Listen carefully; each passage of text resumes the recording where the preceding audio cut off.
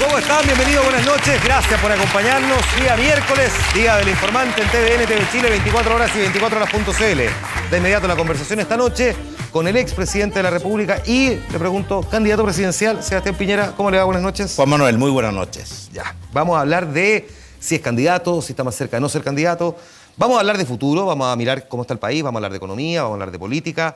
Despejemos rápido los temas que han estado las últimas semanas y que son parte más bien de la contingencia para luego mirar con perspectiva de futuro. El primero, Bancar, que lo ha acompañado en estas últimas semanas. ¿Usted cree, con el paso de estos días, de haber mirado con detenimiento, que pudo haber habido un error por parte del gerente de Bancar respecto a las inversiones que hizo? Bueno, él reconoció que si pudiera volver atrás, no lo habría hecho. Pero yo le quiero contar mi parte. Yo el año 2009, en abril del 2009, antes de ser candidato y mucho antes de ser presidente, sin que ninguna ley lo exigiera, porque no había ley, tomé 3 decisiones y las hice públicas. Primero, todas las inversiones financieras en Chile a fideicomisos ciegos, con instituciones vigiladas o supervisadas por la Super de Banco o de Valores. Segundo, me retiré de todos los cargos de administración, apoderados, directorios de las empresas. Y tercero, anuncié que iba a vender LAN, Chilevisión y Clínica Las Condes y que el producto de esa venta lo iba a invertir un equipo profesional fuera de Chile. Eso fue lo que hice en abril del 2009. Dicen que eso último le costó harto, sin embargo, que le afectó a usted en lo personal. ¿Es cierto? No, fue una decisión que tomé voluntariamente. No, está bien, pero voluntariamente porque era necesario, pero que aún así... bueno, obviamente que... Porque además lo hacía a pesar de que no había una ley, pero sentía que tenía que hacerlo, pero eso no significa que no le haya costado. Bueno, obviamente que uno con las empresas, sobre todo cuando le ha tocado participar activamente en el crecimiento, en el desarrollo, como fue el caso de LAN, como fue el caso de Chilevisión, uno tiene un apego. Pero yo tomé la decisión con un solo objetivo: dedicarme en cuerpo y alma a ser un buen candidato y a ser un buen presidente de Chile. Y fíjese, Juan Manuel, que 7 años después, la actual presidenta y el Congreso aprobaron una ley que repite exactamente lo que yo había hecho voluntariamente 7 años antes, el año 2009. Ahora, eso no responde a la pregunta inicial que yo le hacía, si usted cree que con el paso del tiempo, más allá de que usted voluntariamente haya tomado o haya dado este paso, porque usted lo consideraba que era necesario, de hecho usted mismo planteó que debería haber existido una ley, si efectivamente no siente que al menos hubo un descuido por parte de Bancar, sabiendo que hay una vinculación con quien iba a ejercer el cargo de presidente de la República, de haber hecho negocio con empresas vinculadas a países limítrofes. Bueno, esa decisión la tomó el equipo profesional de Bancar. Ellos en ningún instante consideraron el elemento de político. Ahora, por supuesto, a la luz de lo que ha ocurrido, aprendieron la lección. ¿Usted se enteró de esa inversión cuánto tiempo después? Después de ser presidente. Después de ser presidente. Por supuesto, mire, yo... ¿Pero cuánto tiempo después de ser presidente? Meses después. Meses después o años después. ¿Y cuando usted supo de esa inversión no dijo, ups, a lo mejor esto me puede traer un problema? Bueno, la inversión ya estaba hecha. Sí, está bien, pero igual podría haber dicho, a lo mejor esto me va a traer alguna dificultad.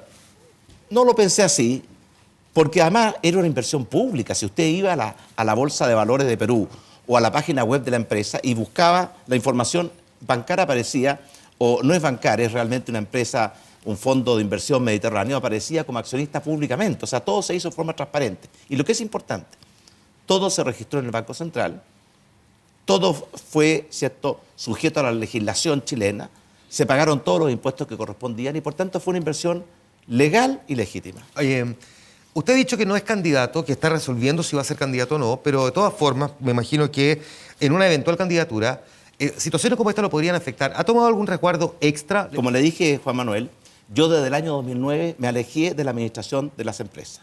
Yo dedico mi tiempo a otras cosas hoy día. Por ejemplo, yo estoy muy involucrado y soy director de la Fundación Avanza Chile, que se dedica a estudiar las políticas públicas, a hacer propuestas de políticas públicas para Chile. La Fundación Futuro, que se dedica a promover la educación y la cultura. La Fundación Tantauco, que tiene un parque maravilloso en Chiloé y que se dedica a la conservación de la naturaleza. Ayudo a mi mujer, que dirige la Fundación Chile Vive Sano, que busca crear una cultura de vida sana en Chile. Además, soy expresidente y como tal viajo mucho por el mundo, invitado a seminarios, a dar conferencias. Esa es mi actividad. Las inversiones y las decisiones de las empresas la topa el equipo profesional. Y por tanto, esas preguntas debería hacérsela al equipo profesional que por lo más públicamente dijo que iban a colaborar con la justicia y que iban a entregar la información pertinente a la Fiscalía, y eso fue lo que hicieron. ¿Siente usted que el fideicomiso ciego pudo haber quedado medio tuerto porque las inversiones en el exterior no estaban contempladas dentro de ese fideicomiso? Bueno, Juan Manuel, Todo a posteriori puede verse con ojos distintos. Pero fíjese, hace meses el gobierno de la nueva mayoría y el Congreso aprobaron en forma unánime una nueva ley de probidad después de la Comisión Engel que no contemplaba ningún fideicomiso para las inversiones fuera. Y por tanto, lo que yo hice fue pedirle a un grupo de diputados que perfeccionara la ley de probidad a través de un proyecto de ley que ya está presentado, de forma tal de establecer aún mayor transparencia y mayor separación entre el mundo legítimo de las empresas y el mundo legítimo de la política. Porque yo quiero decir una cosa, yo no me avergüenzo de haber dedicado muchos años de mi vida al mundo académico, fui profesor universitario, tuve un doctorado en economía en la Universidad de Harvard, enseñé en muchas universidades a miles de alumnos. También me siento orgulloso de mi historia empresarial. Yo partí sin heredar nada de mis padres, material. Heredé muchas cosas buenas como cariño, formación, valores, educación, pero nada material. Mi padre era un funcionario público. Formé muchas empresas, algunas de ellas muy exitosas. No me siento avergonzado, al revés, me siento orgulloso por eso. Pero desde hace 26 o 27 años, desde el año 88, el plebiscito del sí y el no, mi principal preocupación, compromiso y vocación ha sido el servicio público. Para pasarnos ahora al tema de la campaña, por último, hay una periodista del Financial Times que dice que en una conversación con usted en su oficina en el Palacio de la Moneda le preguntó por uno de los 3 computadores que tenía y usted dijo que uno era le preguntó de ese Reuters y usted dijo no, es Bloomberg. ¿Era cierto que tenía Bloomberg? Falso de comienzo a fin, Juan Manuel. Aquí cualquier persona dice cualquier cosa. Cuando yo leí esa entrevista, le pregunté al administrador de la Moneda si alguien tenía un contrato con Bloomberg. No había ningún contrato. Entonces las falsedades que cualquier persona puede dispersar, se transforman en mitos urbanos. ¿Son esas cosas las que, entre otras, lo tienen todavía con la incertidumbre de ser candidato? Le pregunto porque, por ejemplo, ante la investigación de la Fiscalía, una investigación desformalizada, pero investigación al fin de cuentas, otra una comisión investigadora, el hecho de que eventualmente incluso su hijo tenga que ser citado a declarar, ¿lo siente que son esas cosas las que lo tienen a usted todavía distante de tomar la decisión? Mire, sin duda que la política hoy día está cada día más violenta, más falsa, más tóxica, más basada en engaños, mentiras y demagogia. Y eso no le hace bien ni a la política ni a Chile. Y es un factor que yo considero.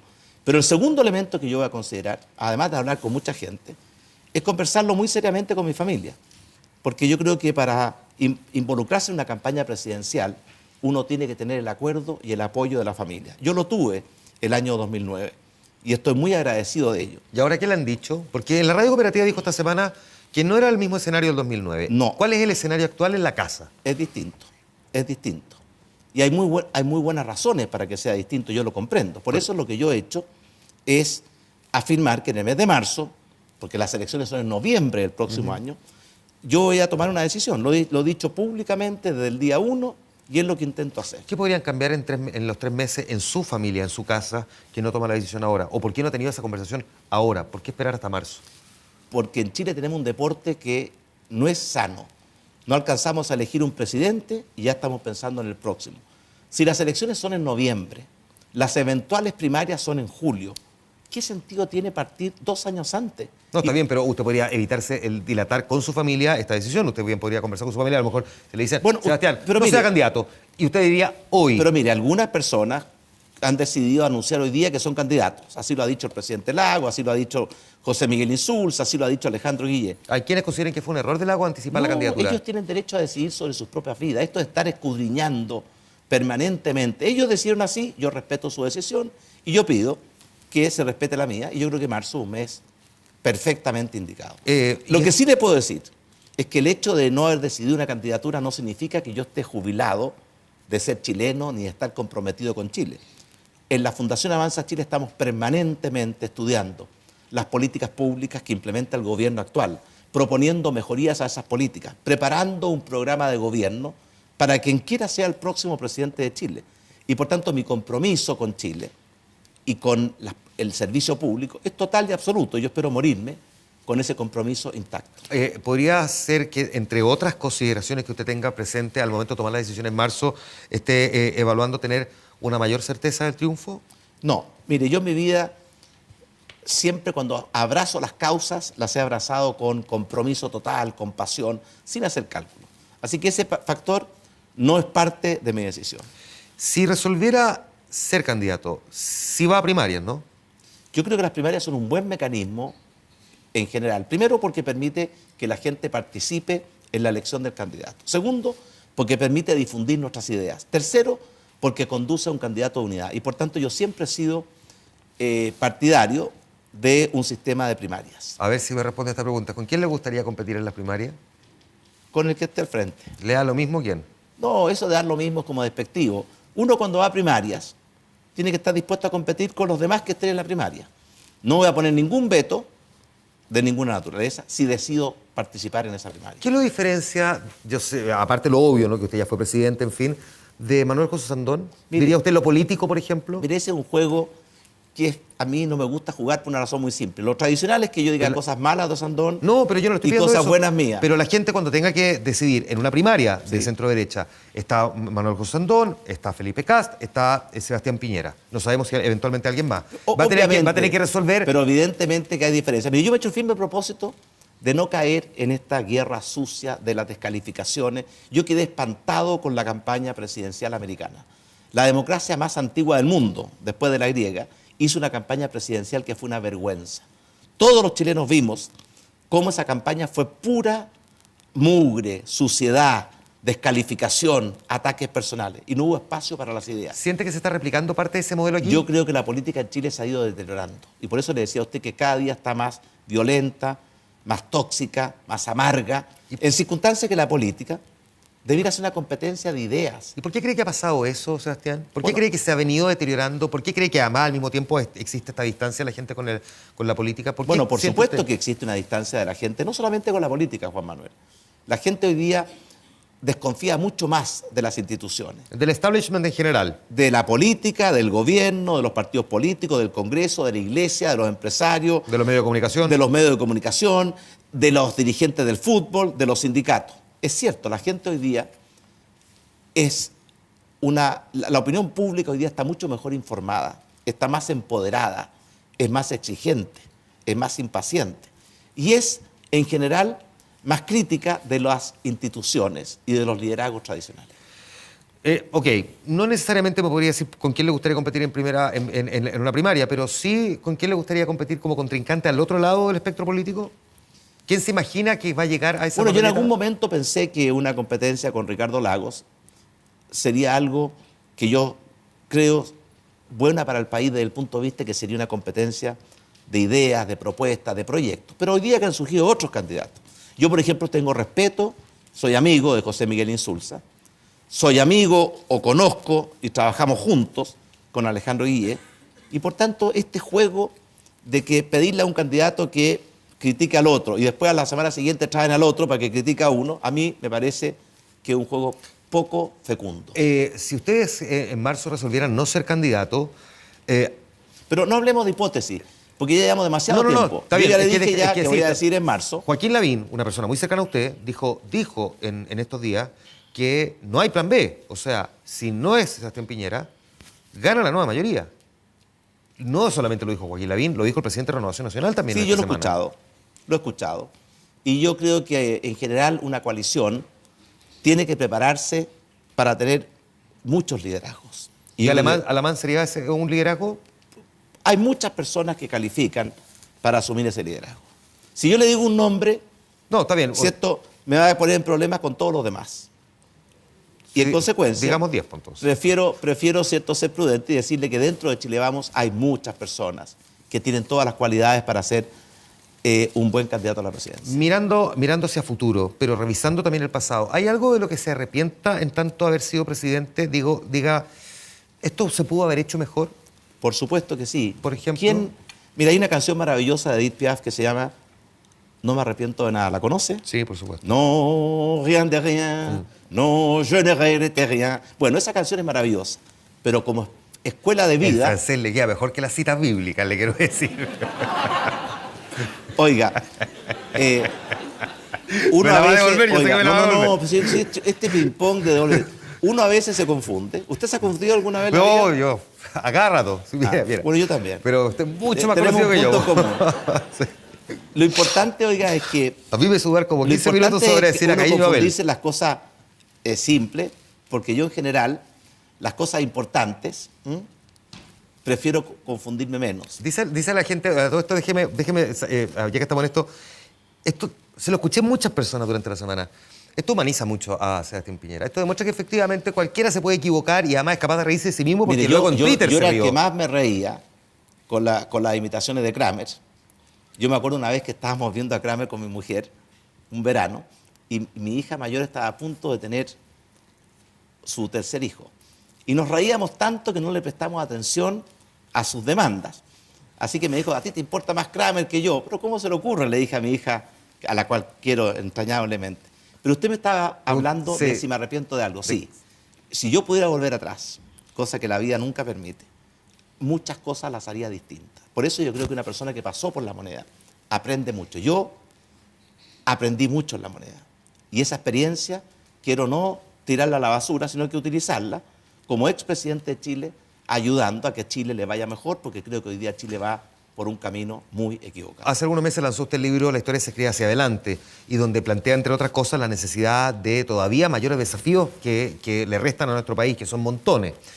Cuando uno lee un libro, además con ese título, uno entiende que la figura de un expresidente es un expresidente que siente que da lo mismo si va a volver a ser candidato o no. Todavía tiene mucho para contribuir para seguir escribiendo esa historia hacia adelante. ¿Qué cosas son imprescindibles que debe hacer Chile en el siguiente gobierno? Mire, yo creo que Chile hoy día va por mal camino. Y cuando podamos diagnosticar eso, le voy a decir cómo corregir ese camino. ¿Por qué va por mal camino? En primer lugar, porque los resultados han sido muy pobres. Chile prácticamente hoy día no crece, no crea empleos, y los que crea son de muy mala calidad, los salarios están estancados. En materia de seguridad ciudadana hemos tenido un tremendo retroceso. Lo que está pasando con la salud es una crisis grave, la educación está estancada y podríamos seguir.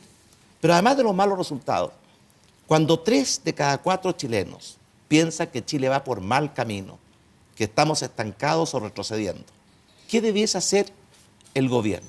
Escuchar a la gente, corregir los errores, enmendar el rumbo, recuperar la senda del progreso. ¿Qué hace el gobierno?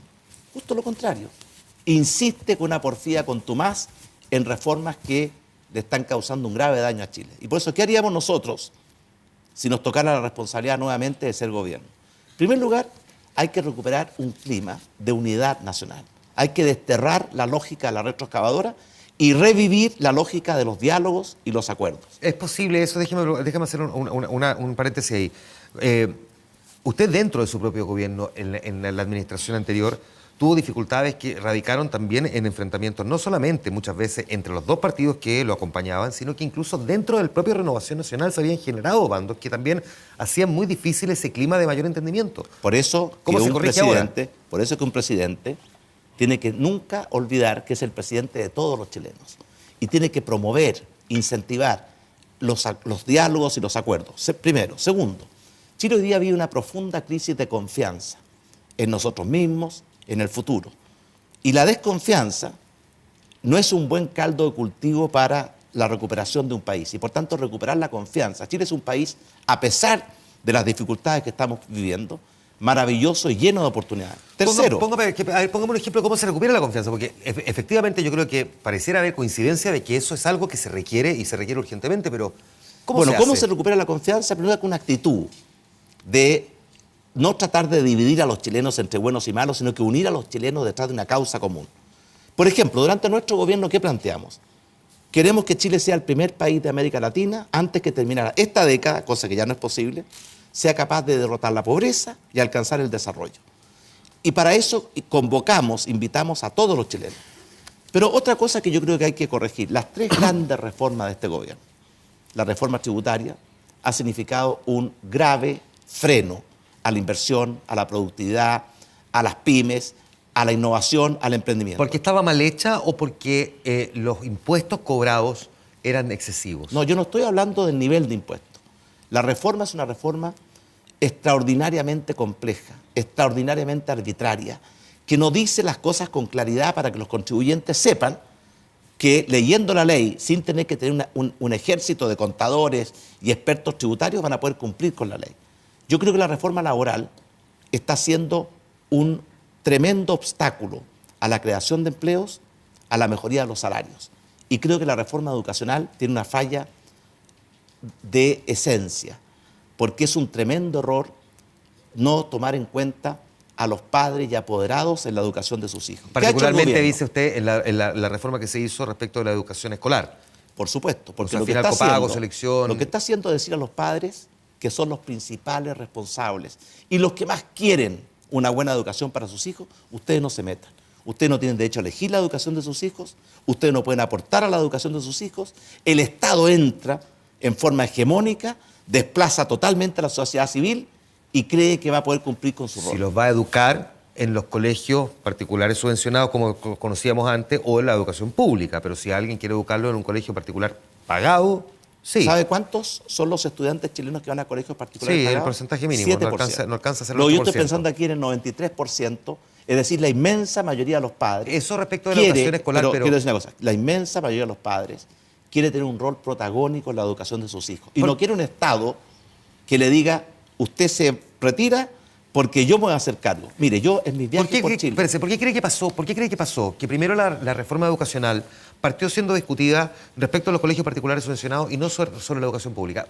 Usted, en su lógica de expresidente, ¿qué cree que pasó por la mente de quienes diseñaron ese proyecto? Porque evidentemente nadie diseñó un proyecto para querer hacerle un daño a un sector. No, ¿Por qué cree que efectivamente Juan se Manuel, partió por ahí? Yo no pongo en duda las buenas intenciones de la presidenta Bachelet o del gobierno. Pero sí tengo el derecho a evaluar si las políticas son buenas y si los resultados son buenos.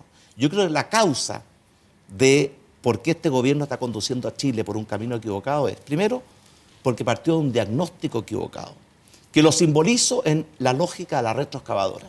Destruir todo lo que habíamos hecho con tanto esfuerzo y con tanto éxito entre todos los chilenos para construir sobre las ruinas. Eso fue un tremendo error. Segundo, ideología equivocada. Creer que el Estado tiene que ser el gran protagonista cuando son las personas los que tienen que ser los protagonistas de sus propias vidas, los que sean los arquitectos de su destino. Y por ejemplo, ¿qué hace el gobierno en materia de educación? Una confusión total. ¿La educación es un tema público? Por supuesto que sí, nos interesa a todos. ¿Es un bien público? Por supuesto que sí. Pero no hay que confundir lo público, Juan Manuel, con lo estatal. El gobierno cree que porque es público y nos interesa a todos, el Estado tiene derecho a invadir, a desplazar a la sociedad civil y a tomar el control. Lo está haciendo en la educación, lo está intentando hacer en la salud, con resultados muy malos para en la educación. Y hablemos de la educación superior y la gratuidad en educación.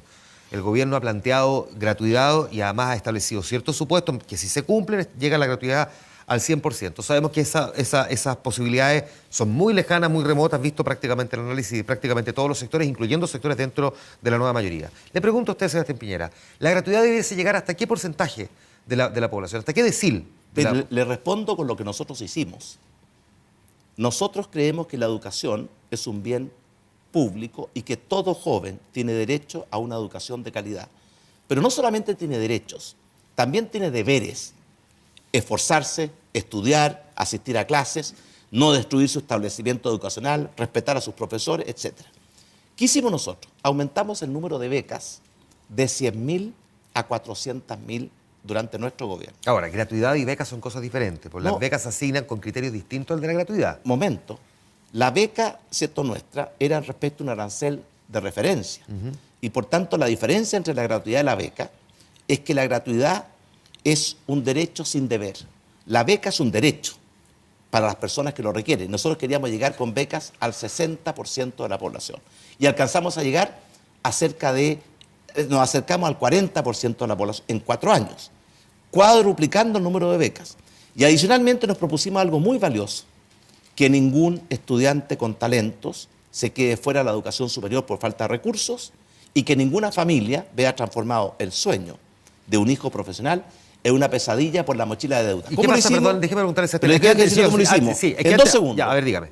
Primero, aumentando de 100.000 a 400.000 las becas para los estudiantes más vulnerables.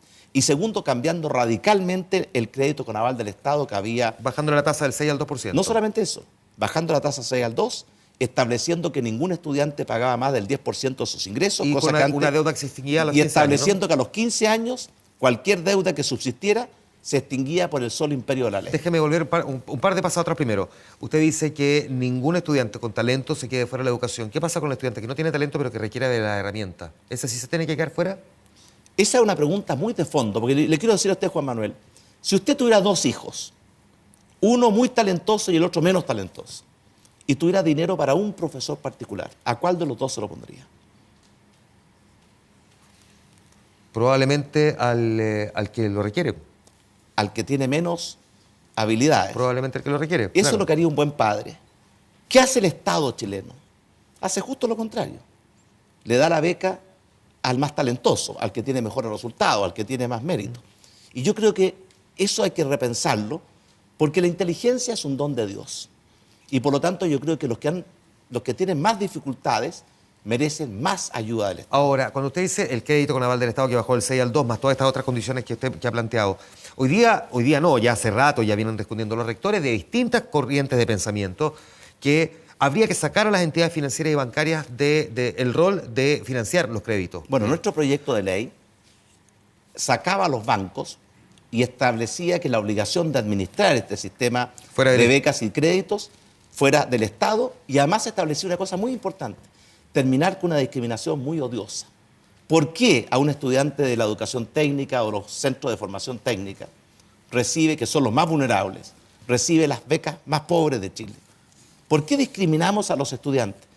Lo que se discutió hoy día en el Congreso, y creo que fue un gran adelanto, fue establecer que el criterio de discriminación tiene que ser en base a la vulnerabilidad del alumno y a la calidad de la institución de educación, pero no discriminar entre instituciones de la misma calidad y alumnos de la misma vulnerabilidad. A uno se le da todo y al otro se le niega todo. Eso es injusto, y nosotros en el proyecto de ley lo cambiábamos. Recién estamos empezando a conversar con Sebastián Piñera, nos quedan un montón de temas, miradas de futuro, qué pasa, cómo se mejora la economía. Vamos a estar hablando también, entre otras cosas, del populismo y si ese populismo ha llegado en Chile. Le vamos a dar un vistazo también a los desafíos que tiene en tanto político más allá de ser presidente. En fin, sigue la conversación en El Informante. Luego de la pausa, volvemos de inmediato.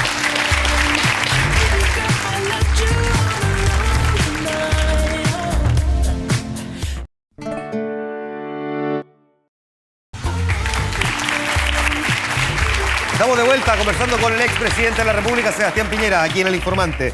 El tema de los inmigrantes se instaló con mucha fuerza. No queda tan claro de quién es la autoría, pero finalmente esto de vincular a inmigrantes con delincuencia pareció no haber sido necesariamente una buena idea. Le pregunto si desde el punto de vista, al menos en lo retórico, ¿se pudo haber equivocado el que quedara asociado el tema de inmigrantes y delincuencia en una misma frase? Bueno, obviamente que son dos cosas distintas. Pero mire, la ley de inmigración de Chile del año 75 está totalmente obsoleta. Por eso nosotros en el año 2013 presentamos un proyecto de ley que lo aprobó la Comisión de Gobierno de la Cámara de Diputados, pero cuando llegó el actual gobierno lo congeló. ¿Qué buscaba ese proyecto de ley? En primer lugar, fijar los criterios rectores de nuestra política de inmigración, adecuar nuestra legislación a los tratados internacionales que Chile ha firmado en materia de derechos y deberes de los inmigrantes, y establecer con claridad cuáles son esos derechos y cuáles son esos deberes. Lo que pasa es que suena, perdón, Sebastián, pero que suena como que, porque no tenemos una buena ley de inmigrantes, porque yo creo que a estas alturas hay coincidencia en que la ley es antigua y además tiene demasiada discrecionalidad y existe básicamente en otras épocas, 1975, Ley de Seguridad Interior del Estado, época de la dictadura. Pero da la idea de que porque existe una mala ley, como que los inmigrantes que ingresaron a Chile ingresaron a delinquir, y eso es lo que quedó instalado. No, eso puede que él quede instalado por la gente que no comprende o no quiere comprender. Pero, ¿qué buscaba nuestro proyecto de ley y cuál es la posición que yo propongo hoy día para Chile? Propongo que la nueva ley establezca, en primer lugar, brazos abiertos para acoger a Chile a los inmigrantes que vienen a iniciar una nueva vida, integrarse a nuestra sociedad, cumplir con nuestras leyes y aportar al desarrollo del país. Como lo han hecho a lo largo de nuestra historia los inmigrantes peruanos, los inmigrantes palestinos, los españoles, los alemanes, los croatas. Y eso tenemos que fortalecerlo en la ley. ¿Qué queremos evitar? Queremos evitar, como lo hacen todos los países inteligentes del mundo, que entren a Chile males que le causan un grave daño a nuestro país, como por ejemplo el narcotráfico, el crimen organizado, la trata de personas, la delincuencia y la inmigración ilegal. Ahora, los porcentajes de delincuencia ya también se repitió hasta la saciedad en esta última semana, son de menos del 1% cometidos por inmigrantes. Pero la pregunta la hago de usted. ¿Usted dejaría ingresar a nuestro país una persona que sabe que viene a cometer delitos a Chile? Ya, pero es que la pregunta... Aunque sean pocos. Sí, está bien, pero usted es el que Por eventualmente eso, podría ser presidente. Déjeme preguntarle yo a usted, porque Claro. yo no pretendo ni por lejos ocupar un cargo público. No todavía. Y no me atrevería... No, sino que... No, crea- Yo sí pretendo algún día, oiga, ser el conductor de un gran programa de televisión. No me diga. ¿Quién sabe? Se la trae los Piñera en El Informante. Oiga, déjeme decirle, cuando se está discutiendo sobre trata de blanca, muchos de los negocios de trata de blanca en Chile están desarrollados y administrados por chilenos. Cuando se trata de tráfico de personas, son chilenos. Incluso la misma realidad en Antofagasta, relatado por el sacerdote Felipe de Ríos, dice, perdón, pero no son inmigrantes, son chilenos. El hecho de que haya quedado relegado a los inmigrantes versus el 99% de delitos que son cometidos por chilenos da la idea de que en el fondo se trató de patear la pelota para el córner. No, pero definitivamente no, Juan Manuel. Yo sé que hay muchos chilenos que cometen delitos, por eso que... O sea, la gran mayoría de los que se cometen en Chile son cometidos por chilenos. Por supuesto. Ahora, los chilenos, ¿cierto?, tienen derecho a permanecer en nuestro país por el solo hecho de ser chilenos. No es una gracia que el Estado, no es un permiso que el Estado le confiere. Claro. En cambio, los inmigrantes que vienen de otros países, Chile tiene la posibilidad de decidir si quiere que entren y abrir sus brazos, como debe hacerlo y como yo quiero que así sea, con los que vienen a, ¿cierto?, como le acabo de decir un momento, a cumplir con las leyes, a integrarse a la sociedad, a aportar al desarrollo de Chile, como lo han hecho en nuestra historia. Quiero insistir. Yo creo que, por ejemplo, el aporte que ha significado para Chile la comunidad peruana, palestina, española, croata, alemana ha sido inmensa. Eso no significa que si usted como país tiene la posibilidad de evitar que entre un narcotraficante o una banda de trata de personas o una banda de crimen organizado y puede hacerlo, debe hacerlo, por supuesto que sí. Si lo otro sería simplemente causarle un daño a nuestro país. Esto de que tengan que también es una idea que quedó rondando las últimas semanas, acreditar oficio o solvencia, que también queda asociado a que una persona que es menos solvente o que no logró desarrollar un oficio tiene más posibilidades de ser un delincuente. ¿No siente que termina siendo un adicional de agravio al inmigrante? Obviamente que si uno liga la solvencia con el crimen, está cometiendo un error, porque hay personas muy solventes que pueden cometer delitos. Partiendo por los narcotraficantes. Y personas muy humildes que pueden ser extraordinariamente honestas. Por eso lo que nosotros buscamos es una cosa muy simple. Abrir nuestras fronteras a la inmigración que viene a aportar a Chile, al comercio, al turismo, a la cultura, y cerrar nuestras fronteras. Y por eso hicimos el programa Frontera Norte Segura, a el narcotráfico, al crimen organizado, a la trata de personas. Por ejemplo, yo dije que en Chile hay bandas de extranjeros. Y es verdad que así es. Por ejemplo, la policía ha detectado que los que hacen la clonación de tarjetas son bandas muy especializadas que vienen del este de Europa. Pero ellos son muchas veces bandas que no son de inmigrantes, son bandas de turistas. Vienen por 4 días, hacen la clonación de tarjetas, se llevan la plata y se van. Por eso no es un inmigrante, pero eso es un turista que viene, delinque y se va. Pero un momento, por eso nosotros lo que debemos hacer, cuando discutimos la Alianza del Pacífico, que se creó entre 4 países durante nuestro gobierno, el libre movimiento de personas, el primer punto que me tocó levantar a mí y también al presidente de México, fue decir, perfecto, pero integremos nuestro sistema de información para evitar que personas que hasta ahora no está integrado, claro, que han cometido delitos, que están siendo perseguidos por la justicia en sus países, entren como turistas a Chile. Entonces, si podemos evitar que una banda que va a venir a clonar tarjetas, que tiene antecedentes penales en el país de origen, no entre a Chile, yo creo que hay que evitar para que no tengamos que lidiar con esos males dentro de nuestro país. Nosotros le fuimos a preguntar a la gente, no sobre el tema de los inmigrantes, le fuimos a preguntar a propósito del anterior gobierno de Sebastián Piñera, qué piensa de Sebastián Piñera, lo bueno y lo malo. Franco Ferreira salió a conversar con la gente, este es el resultado. Del gobierno de Sebastián Piñera, ¿qué es lo bueno y lo malo que tú recuerdas? ¿Para qué te voy a mentir? Sabes que no recuerdo nada, hermano. Nada. Sí, el tema de las cárceles, ese me interesó harto a mí. ¿Qué cosa la puerta puntualmente? giratoria. Fue malo, loco, porque muchos delinquen ahora entran y salen. Si yo le digo Piñera. Yeah, I know. I was the president of Chile, yeah. So, Good president?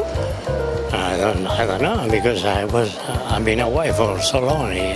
No hubo tanta crisis económica, hubo una leve alza en los empleos, Sí, rescataron a los mineros. Pero de eso no me hicieron. En realidad no me gustaba Piñera.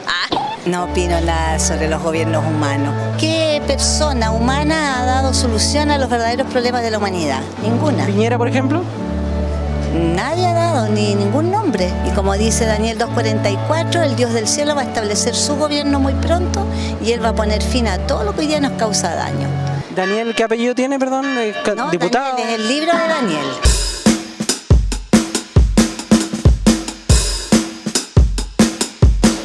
¿Qué es lo mejor y lo peor del gobierno de Sebastián Piñera? Lo que recuerdes. ¿Qué es lo mejor? La salida que hacía hacia el exterior, que nos dio más a conocer como país.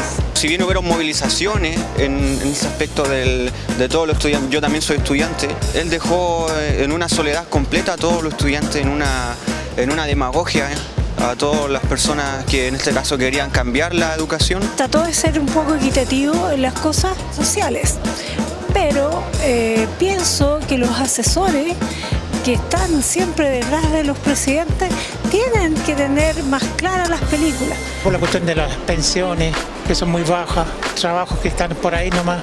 Yo creo que hubo mucho trabajo. Dio bastante trabajo. Huerta pega. Pleno empleo, yo creo que eso es básico dentro de los derechos de los trabajadores. Y yo creo que disminuyó un poquito la delincuencia. Ahora hay más delincuencia, mucha más. Lamentablemente es de la parte de la derecha. Entonces, ahí está lo malo, lo único malo es. Franco Ferreira y la nota que nos mostraba lo que piensa la gente, lo bueno y lo malo del gobierno de Sebastián Piñera. Oiga, en aras de la transparencia y la verdad, yo quiero decir que no tuve la oportunidad de ver la nota. Así es cierto, ni antes ni después.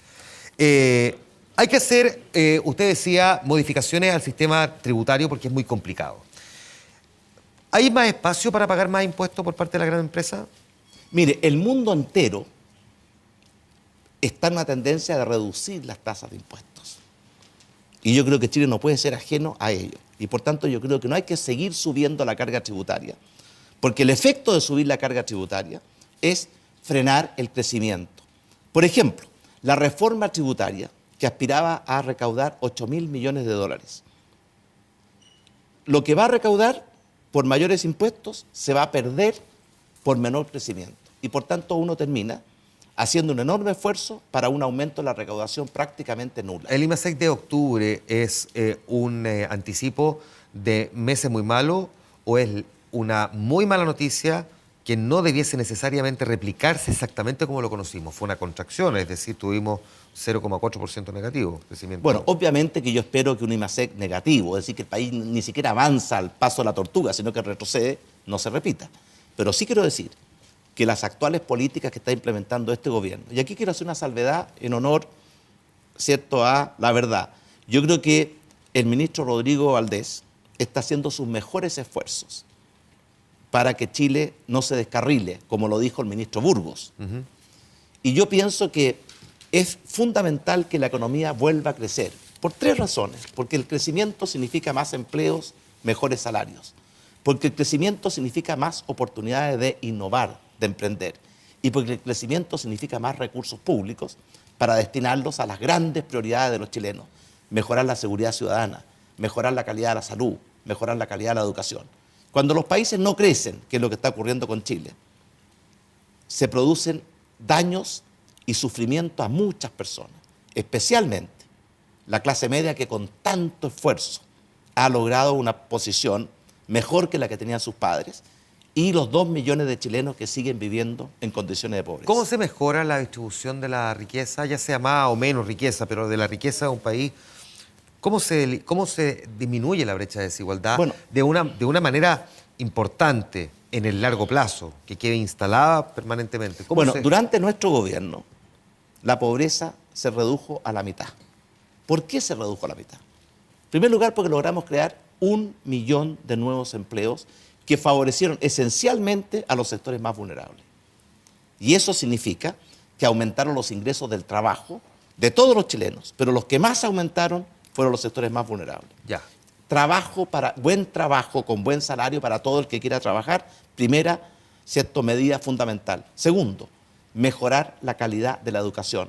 Y la actual reforma educacional está preocupada de quién es el dueño de los colegios, o si hay gratuidad o no hay gratuidad, pero no tiene ni una preocupación por lo central, que es mejorar la calidad de la educación. Ya, no, pero eso sería injusto, o sea, al menos injusto, visto que hay un proyecto de ley que habla de la Agencia de Aseguramiento de la Calidad de la Educación, hay un proyecto de ley que se ha estado discutiendo respecto de el tipo de educación que se va a entregar en carreras específicas, de la duración de las carreras. Ha habido otro proyecto de ley que se refiere a los profesores, propiamente tal, de la formación inicial de los docentes. Yo no pongo en duda o sea, la que buena... suena como que eso, ninguna de esas otras cosas se hubiese hecho, Mire, y efectivamente se han hecho. No pongo en duda las intenciones, pero definitivamente el haber alejado a los padres del compromiso con la educación de sus hijos es un atentado a la libertad y a la calidad. Y segundo lugar, Juan Manuel, ¿a usted le gusta ver las cifras? La prueba CIMSE, que mide la calidad internamente, está estancada. Y la prueba TIMSS, que nos compara internacionalmente, también está estancada. Y por lo tanto, mire lo que logramos, lo que se logró durante nuestro gobierno y este gobierno. Durante nuestro gobierno creamos 60 liceos bicentenarios de excelencia, que están entre los mejores liceos de Chile. El actual gobierno lo que ha hecho es destruir los liceos emblemáticos. Vea lo que ha pasado con los liceos emblemáticos más conocidos de nuestro país, partiendo por el Instituto Nacional, que están perdiendo calidad. Y por tanto yo sí creo... ¿Por qué cree que ha perdido esa calidad eso? Porque cuando un liceo se pasa, ¿cierto?, en toma la mitad del tiempo, y por tanto los alumnos, que son una pequeña minoría, se toma la escuela, se toma el colegio, la destruye. ¿Eso es la responsabilidad del alcalde, del ministro? Y le quita el derecho a todo el resto de los estudiantes a estudiar. Y la autoridad no hace lo que tiene que hacer, comete un grave error. Por eso, por ejemplo, a mí me gustó mucho lo que dijo el alcalde Felipe Alessandri, que hoy día o ayer inició su periodo como alcalde. No va a permitir la toma de los colegios. Colegio tomado, colegio desocupado. Nos queda pendiente todavía hablar de populismo y también de voto electrónico, porque entre otras cosas es una idea que ha estado rondando y sé de la cual también tiene interés en hablar Sebastián Piñera. Con él seguimos conversando a la vuelta de la pausa. Quiero informarle.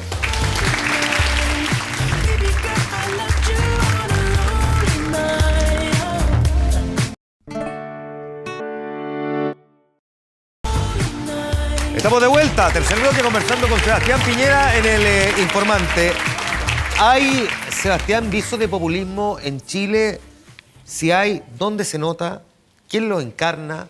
¿O quién o qué encarna ese viso de populismo? ¿O por el contrario de lo que cree que en realidad no, es una exageración, pero no hay populismo en Chile? No, mira, el populismo y la demagogia han existido siempre y son enemigos tremendos de una buena democracia. Yo vi en los debates que han habido en los últimos días acusaciones mutuas de populismos entre distintas personas o candidatos. Yo creo que sí hay populismo. Cuando una persona promete lo que sabe que no puede cumplir, cuando una persona engaña a la ciudadanía, está siendo populista y demagógico. Yo recuerdo que mi padre siempre nos enseñó que no hay que prometer lo que no se puede cumplir y hay que cumplir lo que se promete. Y por ejemplo, porque aquí los hechos son importantes, nosotros nos comprometimos en nuestro gobierno a cosas muy ambiciosas. Primero, duplicar la tasa de crecimiento, lo cumplimos. Crear 1 millón de empleos, lo cumplimos. Reducir la pobreza a la mitad. Pero prometió también el mejor censo de la historia y no lo cumplió. Momento, reconstruir nuestro país en 4 años. Está bien, pero no me diga momento, como si me estuviera sacando para el lado algo que efectivamente marcó su gobierno también. O sea, si vamos a citar las cosas, también citemos... Por supuesto que sí, pero si yo le acabo de decir que yo me arrepiento de muchas cosas. La frase del mejor censo de la historia no es mía. Así que vamos clarificando eso. Yo pedí disculpas al país públicamente cuando me convencí de que se habían cometido errores en el censo. Ahora, el panel de expertos internacionales dijo que esos errores eran perfectamente corregibles. Desgraciadamente, en lugar de corregir los errores, hemos decidido hacer un censo nuevo que no sé cómo va a resultar, porque va a ser un censo que requiere más de 500.000 de voluntarios. ¿Qué promesa es demagógica o populista que haya escuchado usted en el último tiempo? No necesariamente tiene que decirme, él la dijo, pero ¿qué promesa? Porque dice cosas que se prometen que no se pueden cumplir. Nómbrame una.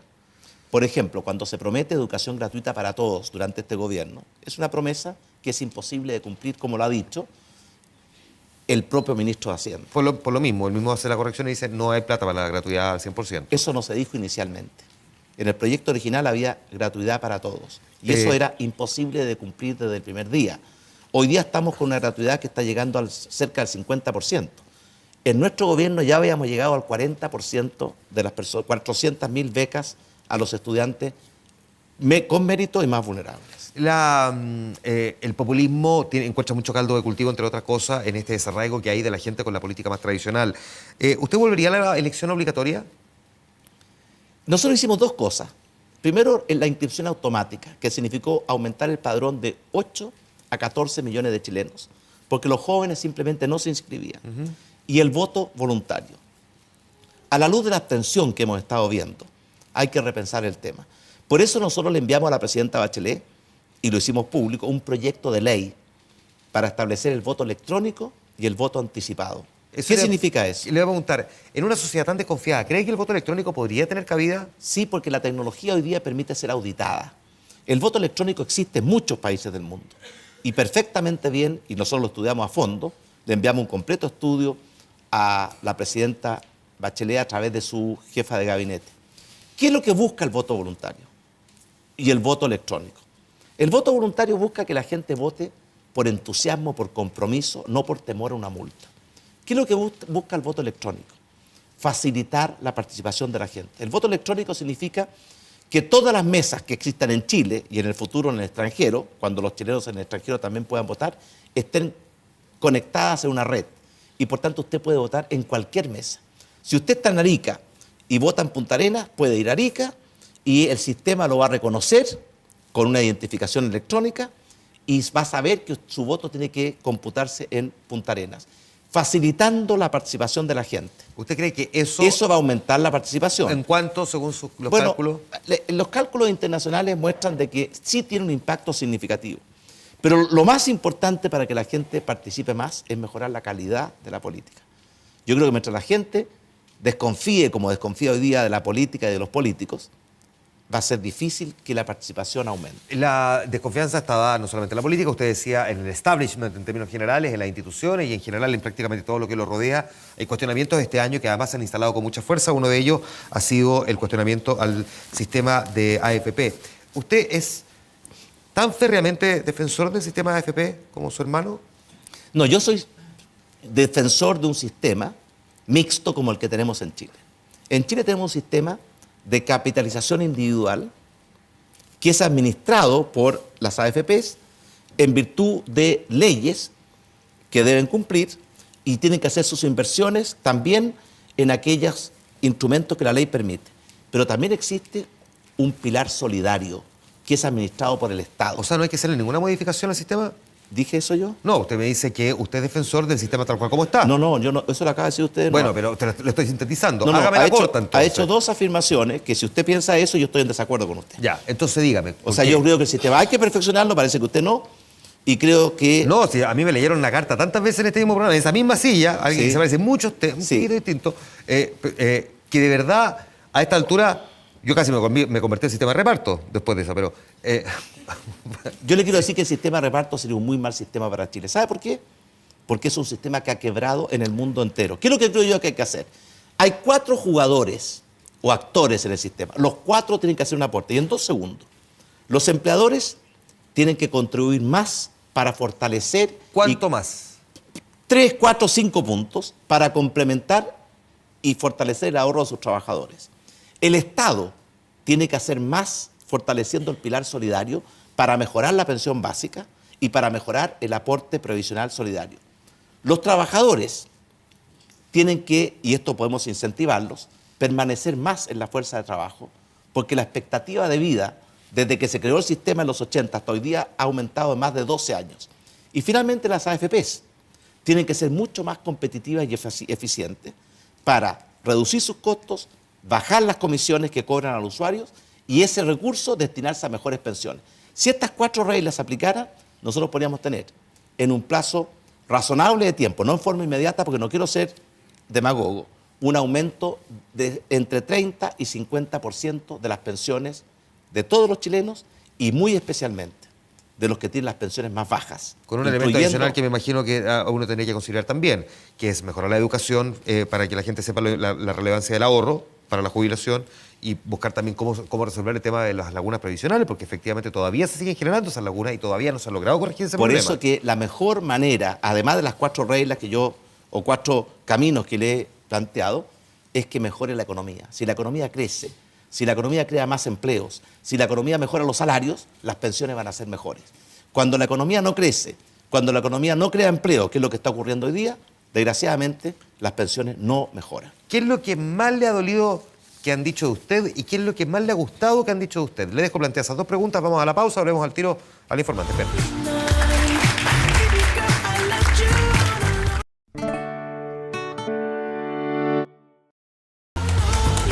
Estamos de vuelta, último bloque, ya prácticamente no nos queda tiempo, seguimos conversando con Sebastián Piñera. Le preguntaba yo, Sebastián, antes de la pausa, ¿qué es lo que más le ha dolido de lo que han dicho de usted y qué, en cambio, es lo que más le ha gustado que hayan dicho de usted? Mire, lo que más me ha dolido es que algunas personas que yo creo que en forma miserable han tratado de insinuar que yo como presidente de Chile no dediqué todo mi esfuerzo, todo mi compromiso y todas mis capacidades a ser un buen presidente para todos los chilenos. Yo le puedo asegurar que no solamente yo, porque en esto tuve la colaboración muy valiosa de mi mujer Cecilia, que me acompañó en La Moneda y en mi casa con una generosidad y una lealtad que yo realmente aprecio.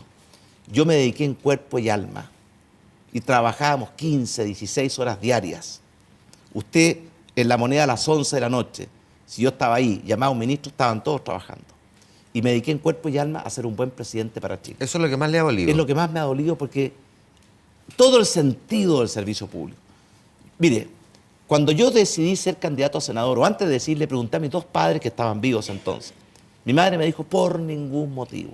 La política es sucia, preocúpese de su mujer y de sus hijos. Le pregunté a mi padre, que fue un servidor público toda su vida, me dijo, de todas maneras. En el sector privado va a tener una vida más cómoda, probablemente, cierto, más grata, pero en el sector público se va a poder realizar en plenitud. Y le hice caso a mi padre. Eso es lo que más me ha dolido, porque atenta contra la esencia de la razón por la cual uno dejó el mundo privado. Yo podría tener una vida, Juan Manuel, mucho más tranquila, mucho más cómoda. Pero yo no soy una persona frívola. Yo siento que mi deber es devolverle a mi país lo mucho que mi país me ha dado. ¿Y qué es lo que más le ha gustado que hayan dicho usted? Y lo que más me ha gustado es cuando me dicen que yo soy una persona que toma las causas con pasión, con compromiso, que se entrega entera por ella, que no ahorra ningún esfuerzo, ningún recurso. Eso creo que es lo que a mí me gustaría hacer y trato de serlo. Juéguesela con esta última pregunta. Si usted volviera a La Moneda, ¿a qué ministro llamaría de nuevo? Yo una vez le dije a los ministros que ninguno se iba a repetir el plato. Y estaba mi mujer ahí, me dijo, ¿y la primera dama? Y le dije, bueno, la primera dama sería distinto. Ya. No, varios ministros yo creo que fueron extraordinarios ministros y tienen vocación de servicio público y quieren seguir sirviendo a Chile. Y por tanto, yo no diría ese compromiso de que nadie se repite el plato, porque al final no se cumplió ese compromiso, porque muchos se repitieron el plato. Los buenos, los que están comprometidos, los que siguen con ese amor por Chile, creo que serían llamados nuevamente en el hipotético caso, no solamente que sea candidato, porque para llegar a La Moneda no basta con ser candidato, hay que ganar la elección. Ya, y si usted fuera presidente, ¿a qué exministro concertacionista o de la nueva mayoría cree que se llevaría a trabajar con usted? Independientemente si quiere o no, pero que al menos le ofrecería eso. Yo creo que hay personas muy valiosas en la nueva mayoría. Y por lo tanto yo, si pudiese atraer personas valiosas que compartieran nuestros principios, nuestros valores, nuestro proyecto de país. ¿Hay alguno que lo sienta cercano? Sí, pero no le voy a dar un nombre porque sé que mañana tendría que desdecirse. ¿Por qué? Porque usted sabe cómo es la política en Chile. Yo creo que hay personas muy valiosas, a las cuales yo tengo mucho aprecio. Exministros. Incluso hay uno que está en esta sala, a la cual yo le tengo mucho aprecio porque fue un gran ministro. Y yo no me quedaría solamente con un equipo. Es como la selección nacional. Llamaría a los que yo estimo son los más comprometidos, los que tienen más experiencia, más capacidad. Pediría que enfocaran a toda la sala, pero ¿para qué vamos a hacerlo? ¿Para qué? Sebastián Piñera, muchas gracias por haber venido a conversar con nosotros, La Informante. Muchísimas gracias. Gracias al público, gracias por habernos acompañado esta noche. Muchísimas gracias a todos ustedes por haber estado aquí. Gracias por habernos acompañado. Nos juntamos la próxima semana. Nos vemos el fin de semana, 24 horas central. Que estén bien. Buenas noches.